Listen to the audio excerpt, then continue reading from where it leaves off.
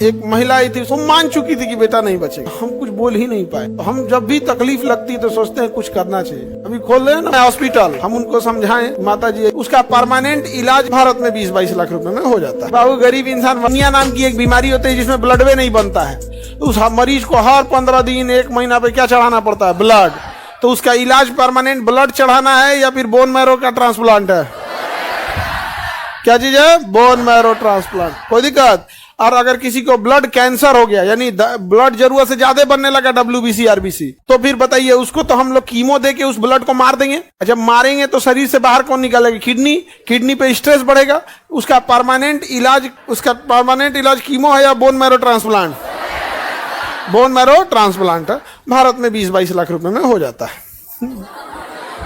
बाबू गरीब इंसान मर जाता है, गरीब इंसान मर जाता है। समझ में आ गया? और गरीब इंसान इतना तकलीफ दिखा रहता है ना कि उसके लिए मृत्यु भी जो है ना नॉर्मल लगने लगता है। एक महिला आई थी, उसके 10 साल के बेटे को बोन कैंसर था, ये ब्लड कैंसर। हम उनको समझाएं कि माता जी ऐसे ऐसे। तो एक बेटा उनका 5-6 साल का था और एक 10 का, जिसको ब्लड कैंसर, हाँ 6 और 3 साल, 6 साल वाला जो बड़ा वाला था। तो आप में से कोई ब्लड देने गया भी था? आप ही गए थे? तो जो जिसको कैंसर था उसको 6 साल का था, मेदांता में था। तो हम कहें कि देखिए, अच्छा आपका आप भी गए थे, लेकिन तो उस सोचिए वो महिला से हम समझाए ना तो क्या कह रही पता है?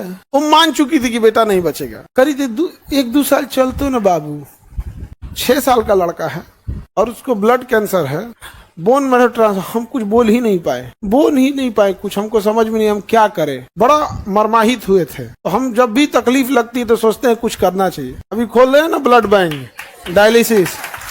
हाँ, अभी छठ के समय हॉस्पिटल, छठ के समय क्या चलेगा? हॉस्पिटल।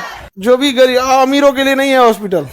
हाँ, मतलब ट्रीटमेंट ठीक होगा। अमीर गरीब भाई क्लासरूम भी तो हम लोग का ऐसा थोड़ी है कि कोई अमीर गरीब में भेदभाव होता है, लेकिन ये है कि not for profit, only for organisation.